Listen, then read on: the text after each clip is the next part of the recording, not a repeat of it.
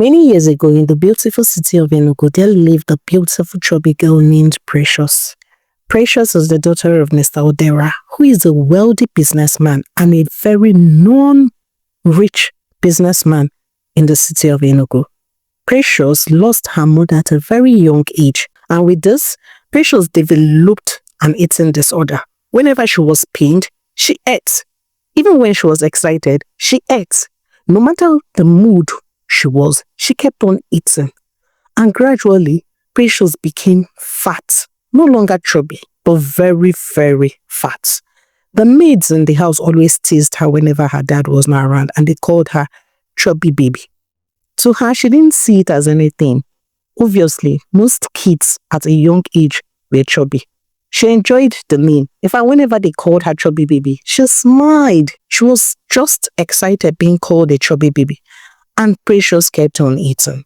The days she missed her father whenever her father traveled for business trips, she ate. The days she felt bad from what her classmate had done to her, she ate. And with time, before Precious could finish her primary school, Precious was very fat.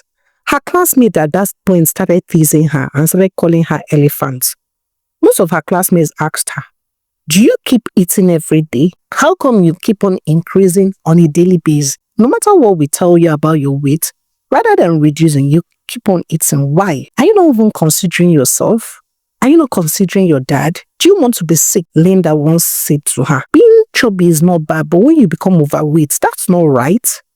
Precious looked at her and said, "My dad is not complaining, so I don't expect you to understand." And she eased and left. But life soon took a U-turn for Precious when Precious entered secondary school. The first secondary school her dad had put her in, Precious could not cope, as whenever she comes to class, her classmate kept on laughing and teasing her and calling her fatty bum bum, elephant, tulu mai mai. How can a lady of such age be as chubby as this? One of her classmates once asked her, "Do you know how you look? You look older than your age. I'm even way older than you. But when I stand and you stand, people are going to think you're older than me. Please work on your weight," I beg, Chidera told her. Precious really felt bad. But rather than thinking about what Chidera said, often putting interest into exercising, Precious will return home and finish a full bucket of ice cream while she's crying. She'll be licking the ice cream and sending huge chunks of ice cream down her throat. One of her maids asked her, "Precious, this is not the right way to live. If someone makes you feel bad about something, you should see reasons with that thing and try to work on yourself. How can someone tell you you're adding weight, and rather than looking for a way to reduce your weight, you keep on eating more? If you keep on behaving like this, you'll find it difficult to lose weight on the long run." But Precious did not listen to whatsoever they had to say. Before a semester could finish, Precious would have changed 2 to 3 schools, because whosoever bullies her in any school, the moment her father returns back for the day, she will tell her father that she doesn't want to go to the school again and her father should change her school. Her dad kept on changing her school. Every day she complained, she had to change to a new school. In fact, at that point, Precious had up to 10 school uniforms from different schools because she didn't want to feel bad about who she was. So she thought to herself. But as the days went by, with Precious continued changing school, her dad had to tell her, "Precious, my love, sincerely speaking, you have to work on your weight. You're getting really, really fat. And with time, you might get sick." Precious looked at her dad and said, "Don't you like me anymore?" Her dad said, "No, I really love you, and that's why I'm telling you this. The way you keep on increasing every day, you're not even making any attempts. Try your possible best. Try something. Why not try and exercise?" Precious looked at her dad and said, "I try, but I can't. Whenever I lift up my hands, it's paining me." Her dad said, "Okay, no problem. I'll look for someone to train you so that you can gradually shed out some weight." No matter the gym instructor Mr. Odera had employed, Precious looked at them exercise and did not do anything. Instead, she listened to music and kept on eating more food. As she would tell the instructor, "I can't, my hand is paining me, and please don't force me to do what I don't want to do. If not, I'm going to report you to my dad." Precious made the lives of everybody difficult. It now became that bad that Precious started possessing odor. Like, the moment she passed you, you're going to know that she had this bad sweat odor. So people started avoiding her. At this point, Precious was an island. She gradually started falling into depression. She was losing control of who she was. She didn't even know who she was at that point in time. Precious didn't know what to do, but she really wanted to work on herself. Even her one true friend from childhood had run away from her, Ada. Ada had fled from her as Ada had convinced her numerous times to work on her weight, but she refused. She always looked for reasons why she shouldn't work on her weight. At this point, Mr. Odera had given up on his daughter, and he believed that the way she was going to change was if she put her mind to it. So he met her that day and told her, after this school that I am putting you in, I am not going to change your school. No matter what the people in the school do to you or say to you, you have to finish from this school. And Precious told her father, yes, sir. The moment Precious walked into the class and the teacher introduced her to other students, they immediately started making mockery of her. She just noticed people turning their heads left, right, center, saying one thing or the other. It was only one girl seated at the back who had welcomed her and even given her seat to sit. Her name was Stephanie. Stephanie is the most intelligent girl in the class, but she mostly stood at the back of the class and she didn't like gossip and she always wanted to keep to herself. She wasn't the type to associate with so much people. Even during the break, most of the students stood up and asked her, hey, you new students, what's your name? And Precious quickly said, my name is Precious, and they kept on laughing. Fati Bom Bom Precious. Some others teased her and called her Precious the elephant. Precious the elephant. How come you're this fat? Others would say, can I touch your cheeks? It looks so chubby. Precious really felt bad and she started crying. While Precious was crying, she brought out a very nice stick of chocolate and was even eating. As she was eating, she was shedding tears. Stephanie looked at her and couldn't just imagine such. How can people be insulting you for being fat? Rather than giving it a thought, you're crying and eating at the same time. It was at this point, Stephanie told herself that she needed to talk to Precious. Precious is a beautiful girl and should know that and shouldn't allow people to intimidate her. In order to know what was wrong with Precious, she had to be friend with Precious. So when the school closed for that day, she told Precious that she could come with her to go to her assignment, to which Precious was excited. And Precious asked her, who is coming to pick you up? Stephanie said, no one. I have to trek to my house every day. Precious said, I can't. My body is going to pain me. Stephanie told her, you can and you will. Stephanie held her hands tight and dragged her down home. The moment they got home, Precious was seriously panting and she told her, what if my dad goes to look for me in school? And Stephanie said, I told the gateman to direct them to my house. My mom sells snacks in the school. So the moment your dad comes, they're going to direct him to my house. And after that, Precious asked Stephanie, won't you give me something to eat? I'm tired. Stephanie told her nothing. You've already eaten enough for the day. Just take water and let's start doing our assignments. And that was how Precious cried all through while doing her assignment. But Stephanie did not listen to her. Stephanie kept on giving her more water and telling her, if you want to lose your weight, then you have to work on it yourself. And one thing I want you to understand is, if you feel bad, rather than eating more food, why not listen to music? I noticed today that when other students were insulting you, rather than just crying, you were eating and crying at the same time. You're a pretty girl. The only way you can work on yourself is to make sure you don't eat for every reason. From the look of things, you eat for every reason. You eat when you're happy, you eat when you're sad, you eat when you're tired, you eat for every good reason. With this way, you're going to keep accumulating weight. Sometimes your body don't need food. What your body needs is rest. Precious looked at her, though she was tired, but at the same time, she noticed that her stomach wasn't rumbling in hunger. Truly speaking, she had eaten the whole food she was supposed to eat for the day. When Precious got home that day, she told her dad that she had made a new friend, to which her dad was excited for her. That was something her dad had hoped and looked forward to. Then she also added, Dad, you don't have to come pick me up from school every day. I can go to Stephanie's house to go to my assessment. And her father looked at her and said, this is your first day in school. How come you're already so comfortable in her house? And she told her dad, Dad, she's the only person that really understands me. The way she spoke to me about my weight, it didn't feel insultive. It felt like she really understood what I was going through. Her dad was a bit concerned and said, okay, no problem. So are you going to live with her? Because I had to come pick you from her house today. So what's your plan? After school, if you were done with your assessment, how are you going to get home? Precious turned and told her that, Dad, don't worry. Stephanie is going to bring me home when we are done with the assessment. Her dad said, okay, no problem.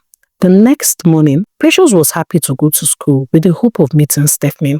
And when she got to class, even while other students laughed and teased her and called her Precious the fat elephant, she didn't listen to whatever they had to say. She didn't even eat food, neither did she even take chocolate. Instead, she was listening to music and nodding her head. Stephanie had handed her over an earpod so she could listen to music.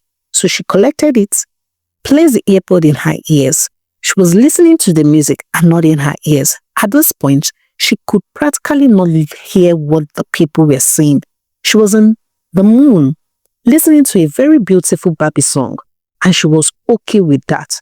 Even when it was time for break, Precious ate little food, as Stephanie had told her that they had to eat together. If she wanted to be her friend, then she had to learn things in a different way. To work on herself, she had to be determined to prove to her own self that she was worthy for it. And with this, Precious made up her mind that she was going to reduce her weight, and not because anybody was calling her Fatima or calling her Precious the fat elephant, but because she really wanted to look good. She saw how beautiful her classmates were. She saw how attractive most of her classmates were. So she really wanted to lose her weight for her own self. Stephanie and Precious worked towards reducing Precious' weight. They walked home every day, and the moment they were done with assignments, Precious and Stephanie were also going to walk down to Precious' house. Most times when they get home, Precious was exhausted, but rather than eating dinner, she was just going to have her bath and go to bed. The maids soon started complaining that she wasn't eating always, and Mr. Odera told them, even if Precious isn't eating always, she's coming from someone's house, so let her be. Now that she has decided to work on her weight, please let her gradually adjust to it. Not just that Stephanie was helping Precious reduce her weight, her mom, Mrs. Neka, loved Precious so much. She loved Precious as if Precious was Stephanie's twin sister. She treated them alike. Someone would think they were sisters. Mrs. Neka is a single mother who had given birth to her beautiful daughter for her high school love, Chijioke. Chijioke was the man of her dreams. Chijioke was the person that made her excited. After Chijioke had found out that she was pregnant, Chijioke had asked her to leave the baby and had promised to get involved in their both life and even promised to get married to her after the birth of the baby. But the moment Stephanie arrived, Chijioke fled for his dear life. He never ever showed up again. Mrs. Neka promised herself that she was going to keep on protecting her daughter. She was not going to allow anything happen to her daughter. She promised herself that she was going to take care of her daughter. Most suitors had come for her hand in marriage, but the moment they heard she had a daughter, they ran away because none of them wanted to really take care of a child that wasn't theirs. And with this, she gave up on marriage and told herself that she was going to focus on her daughter, who had brought her joy in numerous ways, as Stephanie was a very bright student and never failed in school. Mrs. Neka genuinely loved Precious. That was the very first friend her daughter was bringing home, and she was comfortable with the sight of Precious. During weekends, whenever she was done making Stephanie's hair, she was also going to help make Precious' hair, and she was always making them the same hairstyle. Soonest, Precious hardly went home. She was comfortable in Mrs. Neka's house. She had someone to talk to, someone her age, someone that totally understood what she was going through, someone that was ready to encourage her.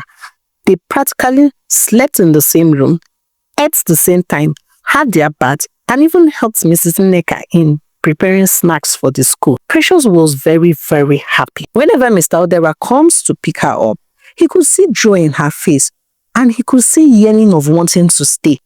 And with time, Mr. Odera asked Precious, why do you love Neka's house? Why do you love Mrs. Neka's house?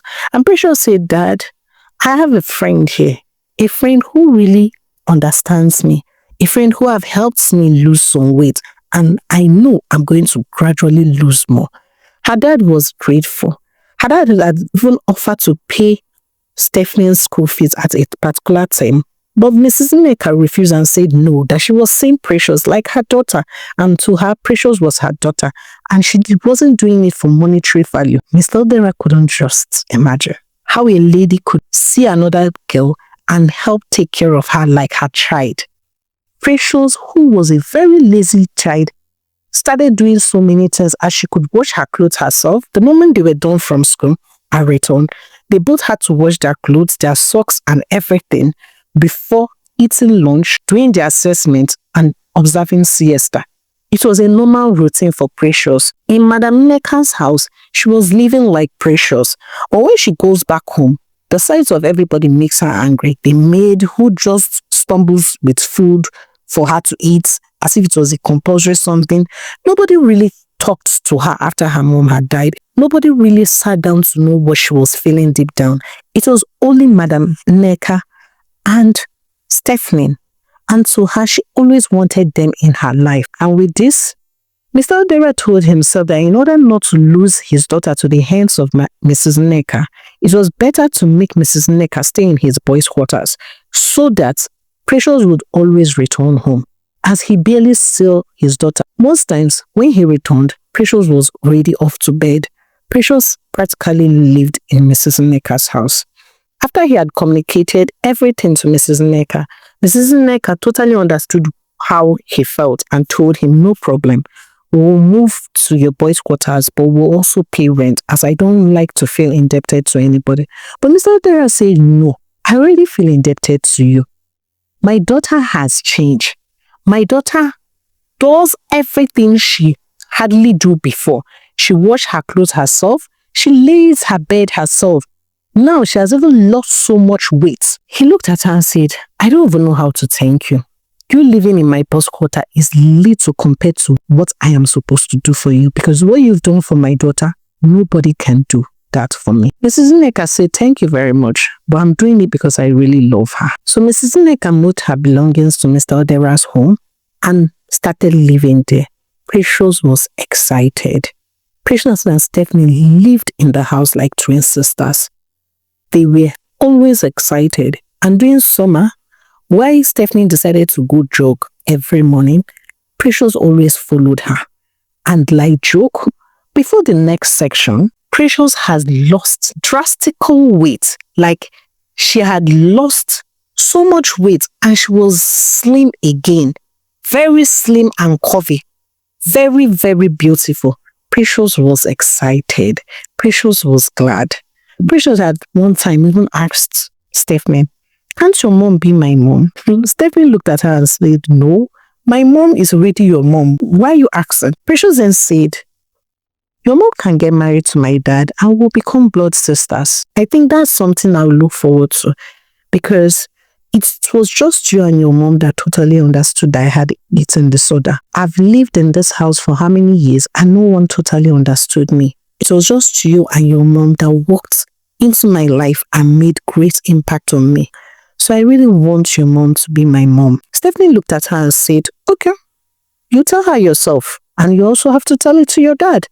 If you think that's what you want, because I won't want a situation whereby you start feeling bad about something, someone is coming to share the love of your father. Precious looked at her and said, the love of my father, the love your mom gives to me. Have you ever felt like she was sharing the love she was going to give to you with me? So why will I feel that way? Your mom is my mom. Stephanie said, okay, no problem. Tell her and tell your dad.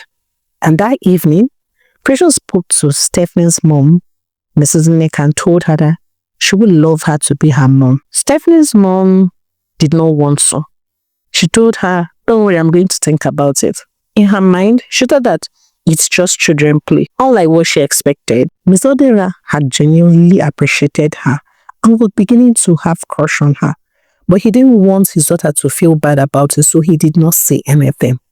So the moment Precious had told Mr. Odera that she liked Mrs. Nneka and would love Mrs. Nneka to be her mom, Mr. Odera said no problem. He didn't give it a second thought because he was already admiring her. From his house, he could see the way she genuinely cared for the two girls. And gradually, Mr. Odera started working towards expressing his feelings for Mrs. Nneka. With the help of the two girls, Mrs. Nneka accepted Mr. Odera's feeling and they got married. After the marriage, Mrs. Nneka moved into the big mansion and they lived happily ever after. For one day, Mrs. Nneka never made the girls feel less of themselves. And as the days went by, Mrs. Nneka took him and gave birth to a son, and he was named Obiora.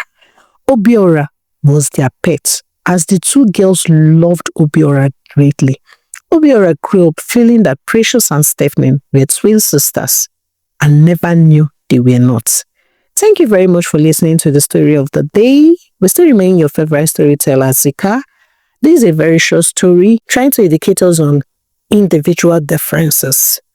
Some kids are fat not because they want to. Some others have eating disorder. Some others have a lot of things that might be wrong with them. So today's story is trying to encourage us that we should train our kids to be like Stephanie. Rather than condemning a child, we should try to know what is wrong with the child so that we don't make the child feel less of his own self. We still remain your favorite storyteller, Zika. Please do not forget to support your home girl by subscribing, liking, turning on the notification bell to get more interesting stories like this. Till we meet again in our next. Bye for now.